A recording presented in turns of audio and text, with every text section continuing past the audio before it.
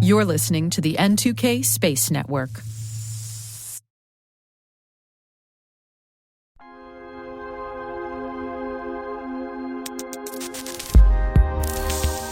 Welcome to T-Minus Deep Space from N2K Networks. I'm Maria Varmazes, host of the T-Minus Space Daily podcast. Deep Space includes extended interviews and bonus content for a deeper look into some of the topics that we cover on our daily program.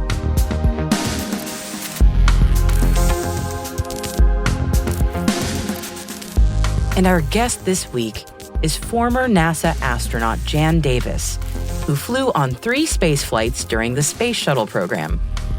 She came on the show to speak with me not just about her past achievements and her STEM outreach program, but also about her latest project, which is a real labor of love. Jan has released a new memoir in which she draws connections between her father's combat missions during World War II and her own space flights. And that book is called Airborne: 2 Generations in Flight, and is available now in all good bookstores.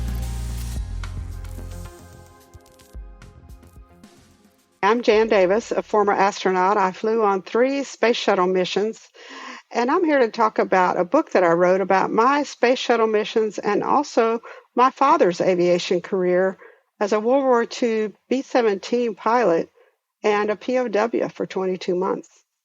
It is an honor to speak with you. Thank you so much for joining me today. And I'm thrilled to talk to you about your book. Could you tell me about your dad? Well, my father was a young boy in Fort Worth, Texas. He always dreamed of flying. That back then in the 20s, that was kind of unheard of, but that's what he wanted to do. So he knew he had to go into the military because in those days, and because he was from a poor family, that's how you became a pilot. So he joined ROTC in high school, worked hard for a couple of years after high school to save up money to take flying lessons. And he started flying in Piper Cubs and Stearmans and that kind of thing. And then he went into university and received a 2-year degree, continuing to take flying lessons. So that was in 1941. He and my mother married the day before Pearl Harbor. And so after Pearl Harbor, of course, we were at war, and he enlisted in January and started his flight training with the Army Air Forces. Went through that flight training, which takes about 9 months, and then was assigned to fly B-17. And so continued his training with that, and then flew overseas by way of up the East Coast, and then Newfoundland, Greenland, Iceland, Scotland, and then England, where he was based, which was a pretty treacherous route. A lot of people didn't make it because of the weather and the harsh conditions. And he flew 7 combat missions, was shot down and over Holland as he was coming back from a bombing run in Germany. So he was a POW for 22 months after that. After the war, he stayed in the Air Force and became, an Air Force career pilot and engineer, and retired as a colonel. So that's, in a nutshell, his career. Of course, he and my mom married, had me. He was stationed at Patrick Air Force Base in Cocoa Beach, Florida. And then he was deployed to Germany. And while he was in Germany, they separated and then later divorced when I was about 4 years old. So he remarried, had more children from his second marriage, and my mother remarried and had another child. So that's kind of where our lives diverged, but there are a lot of parallels between his career and mine. And that's such a fascinating structure for your book. I was reading the brief for it, and having a legacy like that in your family could be intimidating or motivational, depending. And I was just really curious what your thoughts were on having a dad with that incredible story. I mean, your career is absolutely incredible. So I would just love to know what it was like growing up with that, and then maybe did that propel you forward in any way, or? Well, he didn't talk about the war very much. I knew he flew in the war. I knew he was a POW, but I didn't know much about his, wartime experience other than that. However, I knew he was a pilot. And when I was a little girl, every time I would see a plane flying overhead, I'd say, "That's my daddy," because I thought he flew every plane that flew. And so I think he was an inspiration to me for wanting to become a pilot. And he was an engineer also, and I became an engineer. And we corresponded back and forth about that. And he talked a lot about his flying. He didn't talk about the war, but when I started taking flying lessons, we shared a lot of things about flying, which was pretty neat. So it was an inspiration. Even though I wasn't around him much while he was in the Air Force, I learned a lot by doing the research for this book. So it was just fascinating to learn what he went through as training to be a B-17 pilot and flying in the war and what that was like. Went over to England where he was based and tried to realize what he was going through over there. And I flew in a B-17, and so that was a very emotional and exciting at the same time experience. So there are a lot of parallels with what we went through, but he definitely was an inspiration for me. I can imagine that. I can imagine that must have been very emotional. Your path through school, all the engineering work you did, all the way up through your PhD. Can you talk to me a little bit about what that was like? I didn't graduate with a STEM degree. I wish I tried. I didn't make it. So it's something I'm very personally interested for women who do and go on to have fantastic careers like yourself. Can you talk to me a bit about that? Sure.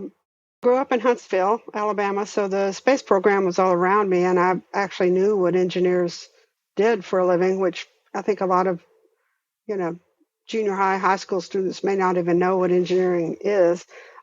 So I decided to become an engineer, but it was not common at all for women at the time, and I was almost always the only girl in my class.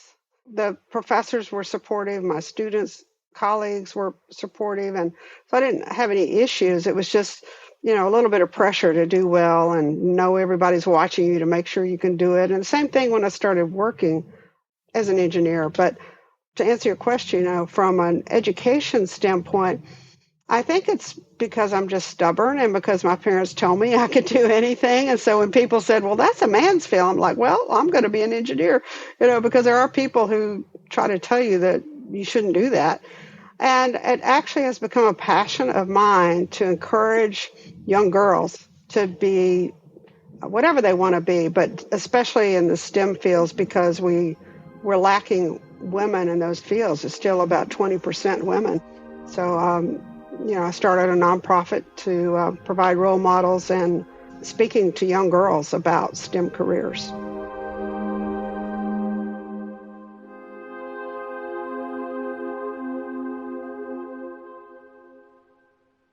We'll be right back.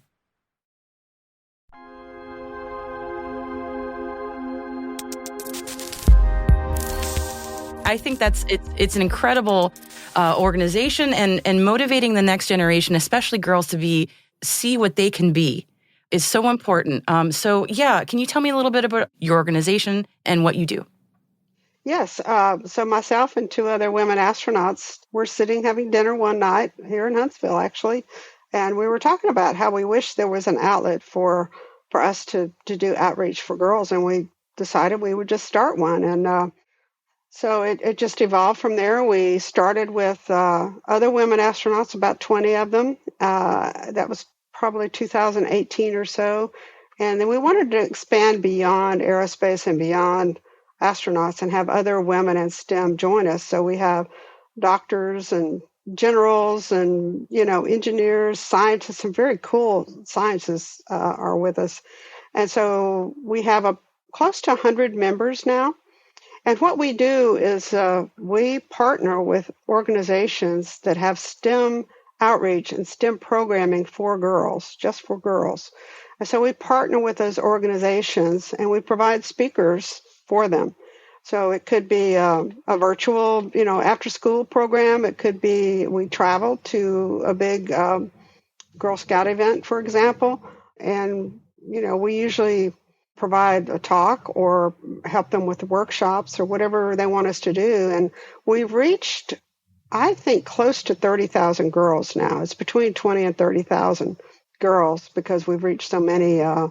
We can reach a lot virtually, but also in person. And we've gone all over the country. We pay travel expenses to wherever the event is. And we've gone to Hawaii and Puerto Rico and just had some amazing feedback from girls talking about, wow, I didn't know I could do that, or I didn't even think about maybe doing this, and so told me about it, and it sounds like it's something I would really like to do. So I think some girls out there resist going into STEM because they don't have a role model, or they don't understand it, or they don't think they can do it, or I'm from a little town, maybe, I can't do that. And so we're there to encourage them and hopefully get some more women in STEM.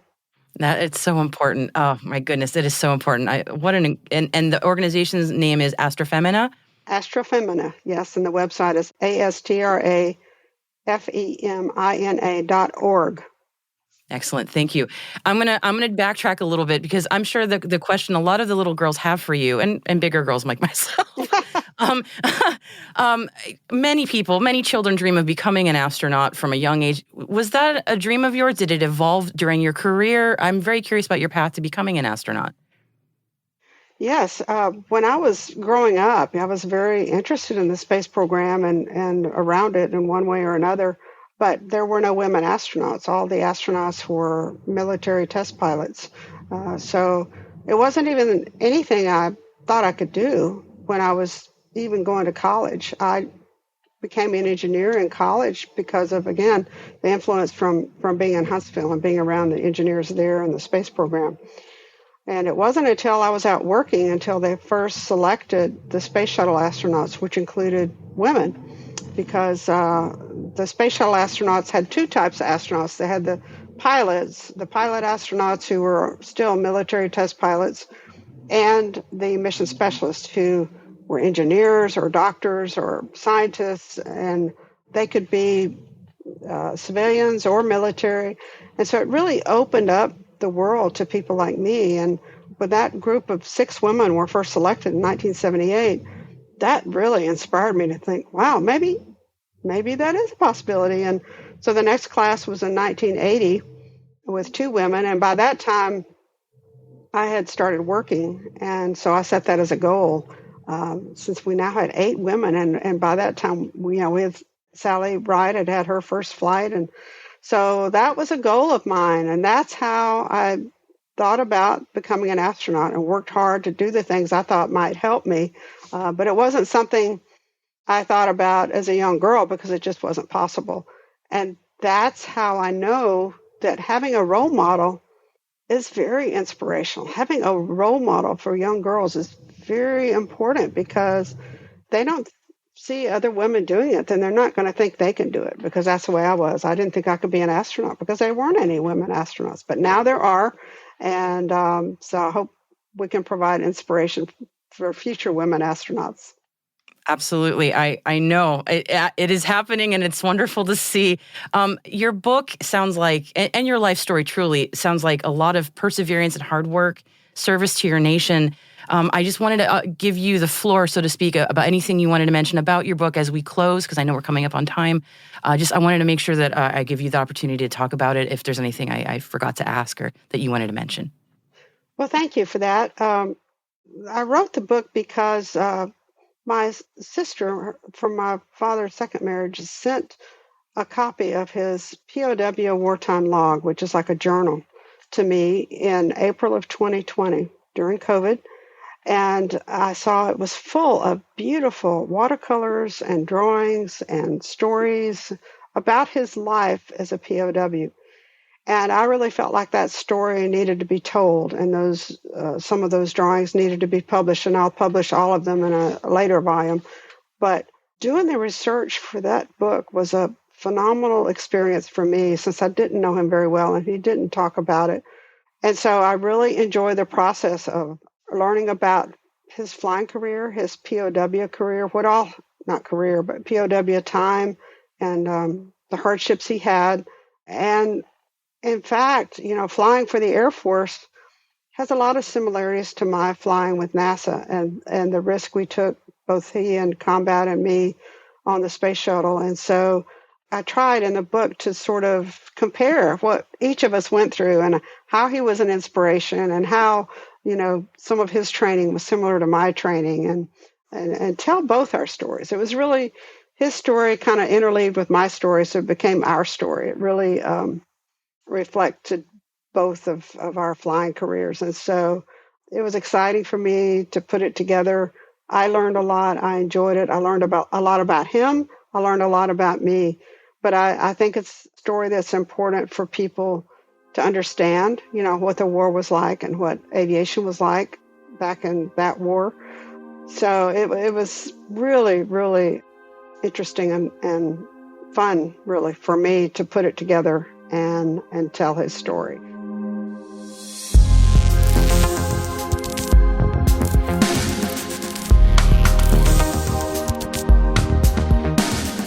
That's it for T-Minus Deep Space for September 30th, 2023.